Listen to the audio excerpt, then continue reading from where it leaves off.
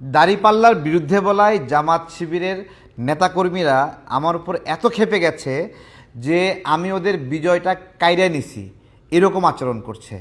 আমি বলছি যে দাড়িপাল্লা এখন আর কেন ব্যবহৃত হয় না। দাড়িপাল্লা ব্যবহৃত হয় না, এটাতে জালিয়াতি করা যায়, চুরি করা যায়, প্রতারণা করা যায়। আজকেই আপনি একটা মাংসের দোকানে গিয়ে এই দাড়িপাল্লায় যদি মাংস মাপতে চায়, আপনি সেখান থেকে মাংস কিনবেন না।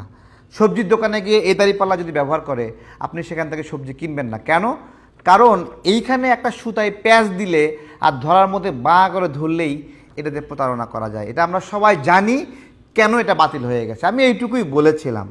আজকে আমি আমার এই বক্তব্যের সত্যতা পাচ্ছি কিভাবে, দেখেন কিভাবে বলছি। আমার মনে হচ্ছে আল্লাহ তাআলা সিদ্ধান্ত নিয়েছেন জামাত ইসলামীকে ক্ষমতায় দেবেন, না হলে একজন বলছে তার মনে হচ্ছে আল্লাহ সিদ্ধান্ত নিয়ে নিছে জামাত ইসলাম ক্ষমতায় চলে আসবে বা জামাতকে তিনি ক্ষমতা দিয়ে দেবে, এবং একদল ছাগল সেই সাথে